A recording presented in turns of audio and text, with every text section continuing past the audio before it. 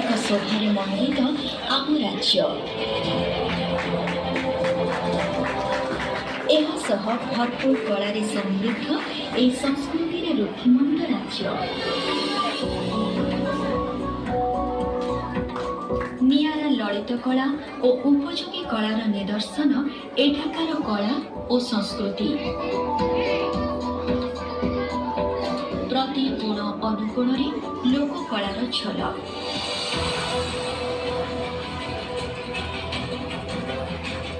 ମନ୍ଦିର ଗାତ୍ରରେ ସତେଜ ପରି ଗୁଞ୍ଜରିତ ଶିଳ୍ପୀର ନିହାଣର ଶବ୍ଦ।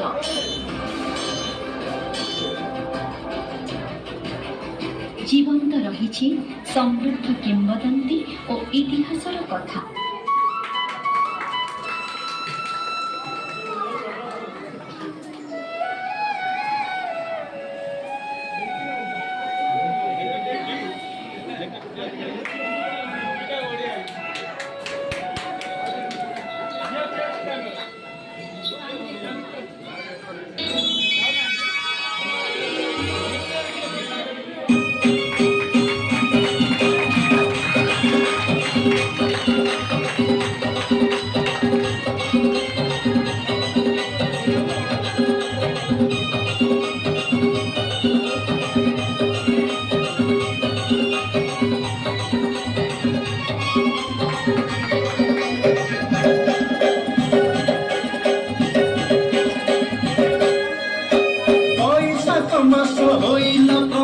अखी मुठी अनुकूल चाषी भाई अखी मुठी अनुकूल बिहन को बाची रखिता जतने बिहन को बाची रखिता जतने कथा भूल नाही चाषी कूल यही कथा भूल नाही चाषी कूल।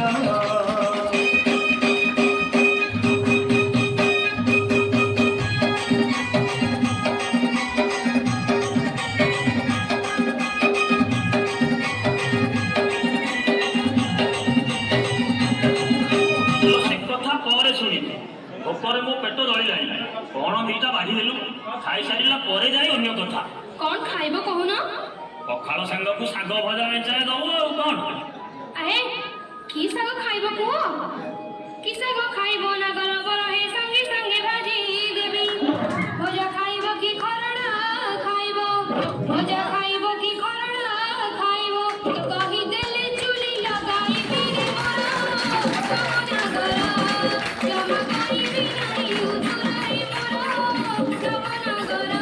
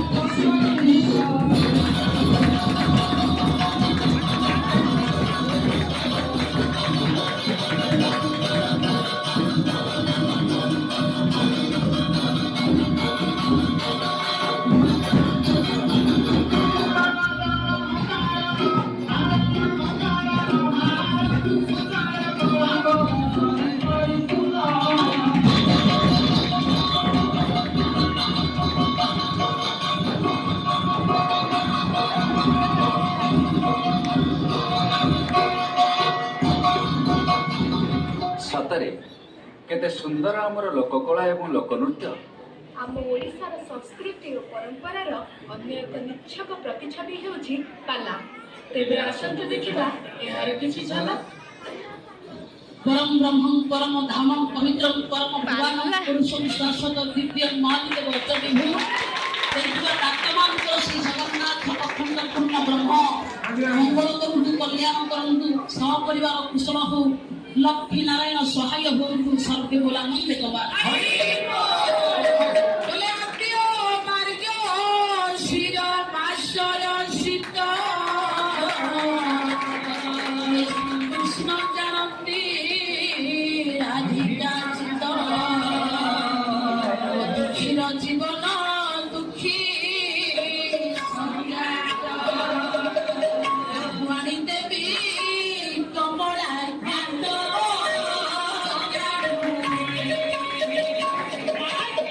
हस्ते बोल मारो कंठे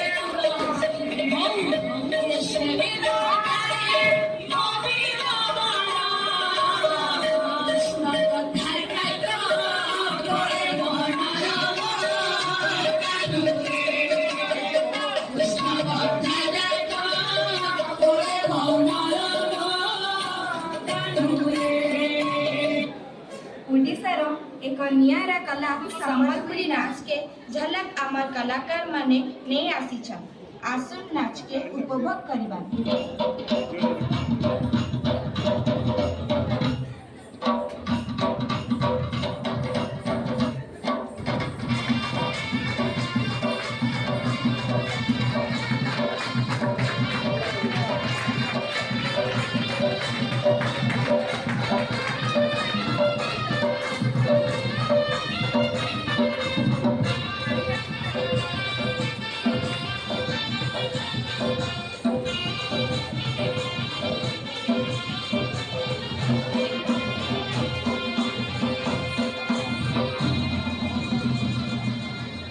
आम गंजाम प्रसिद्ध लोकनृत्य होची कोटिशाला और बाघ नाच।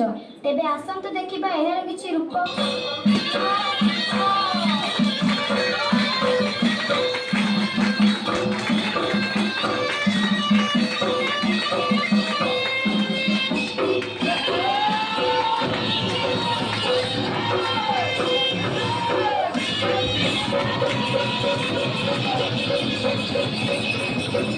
ओडिया मानकर वीरत्वर परिचय होउची पाइक विद्रोह। तेबे आसंतु देखिबा आम शिशु कलाकार मानक द्वारा परिवेषण करा जाउथिबा पाइक विद्रोहर किछि अंश। एठी सूर्यले नाचे मयूर सागर झरणा पहाड़ सुंदर आउ बाजी उठे मृदंग मुसे